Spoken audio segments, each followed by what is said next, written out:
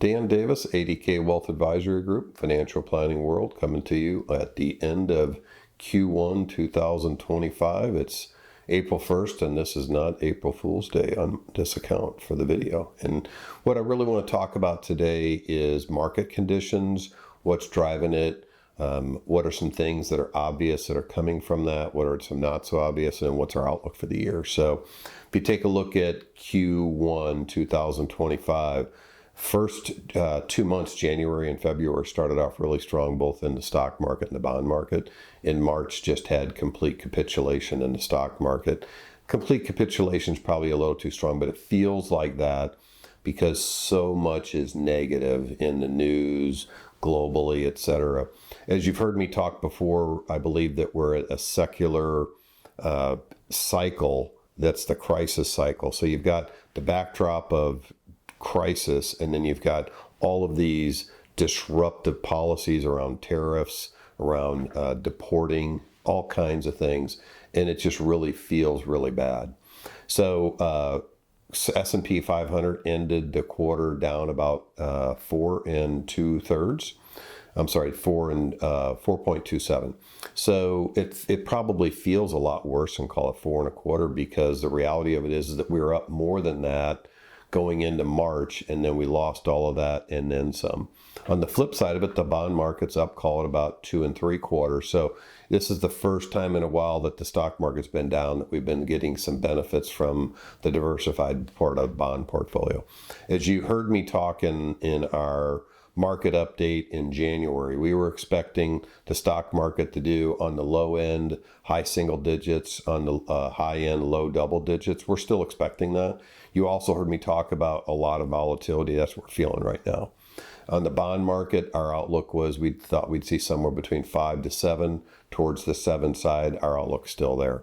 Why can we still have the same expectations even though we've seen a lot of choppiness? Well, it's because we thought we were going to see choppiness, and now we're seeing it.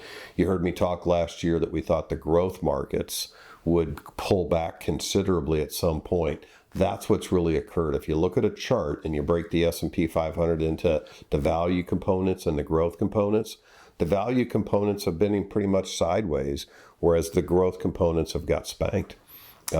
We had decreased growth in the midst of last year's growth run, and recently we've increased growth because we look at it as a buying opportunity. So what's driving all this? Clearly it's tariffs and the uncertainty that's coming around that. So what does that really mean?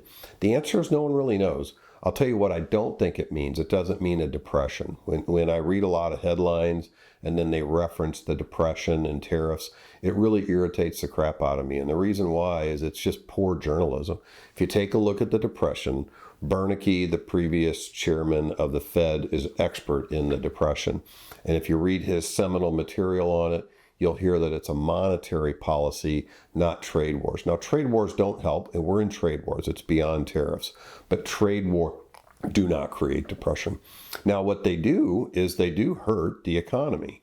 And so LPL went from being in a stance where they felt like there was a 10% chance of a recession in the next 12 to 24 months to now it's like 20% chance. Candidly, I've never seen a research team in my 36 years say there's 0% chance of recession. I think they're hedging the bet when they do the 10, not just LPL, everyone.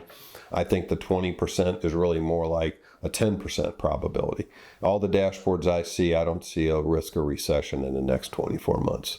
I do see that anytime you have something like that, it's going to cut GDP. And so GDP is growing. If we're late in the economic cycle, then we're in a position where it's growing, but at decreased rates. So it's going to be decreasing growth no matter what. You shave a little bit more off. Best I can tell from reading is that if you take a look at GDP growth, if this trade war stuff lasts, say 2 quarters, and then it gets all negotiated through, then it shaves about 0.2% off. For each 2 quarters, so each half a year that this goes on, it probably shaves 1/4% of GDP off. I don't think that means that we're going to have a recession, but I do think it pulls the recession sooner. So if we were thinking recessions, 3 to 5 years out, maybe it's more like 2 to 4, something of that magnitude. We'll keep an eye on that because that's a really big deal to us. The other thing is around corporate earnings. corporate earnings in Q4 that was reported not too long ago. The reality of it is the growth rates were in high double digits. And so when you talk about high double digits, you're talking like 14 to 18% growth in the S&P 500. So again, we're in a part of the economic cycle where growth is slowing. So if it was, let's just say it was 14, and let's just say that just due to the slowing growth, it was only going to be 12, then maybe now it's 10. So it's still double digit type of growth expectations in my view for corporate earnings. So again, this isn't some kind of draconian type of a meltdown in the global economy like a 2008. The problem though with it in market volatility is all these logarithmic electronic trading models, because you start to hit different levels and then those computers will create cells. Well, then that triggers another cell. And that to me is the biggest short-term concern. So we do have some measures in place where we pick some targets that if that happens, we're going to take some equity risk off. It won't be a long-term thing because I don't think this is long-term. I think the real problem that we're seeing though is inflation.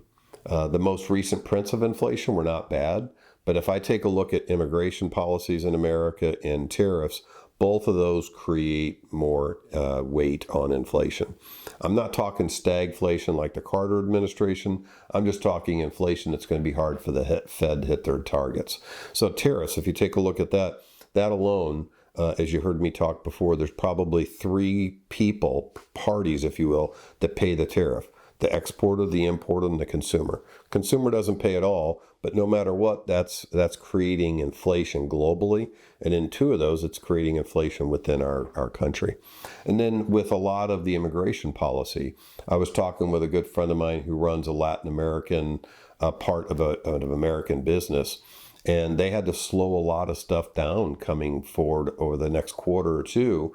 And he was visiting New York and could just tell that the amount of people who have either left because they've been deported or hiding, he said it looked like a different town to him. So clearly that creates inflation, because if you can't fill jobs, you got to raise wages, and raising wages increases inflation. I don't think that raising wages for lower workers is a bad thing in my view, but it is inflationary. So if I were going to sort of sum all of this up, I would say we have a lot of uncertainty that are being created by tariffs. That's both inflationary, creates market volatility. We have some stopgap measures to start to reduce equity exposure if the electronic trading gets out of hand. And just know that we're paying close attention to all this. We have your back. We're taking care of your money. We care about you a lot. And if you have any questions, just reach out to us. We're here. Thank you again for the trust that you've placed in us for 36 plus years. We really appreciate it. And have a great rest of the day. Signing off from Franklin, Tennessee. Farewell.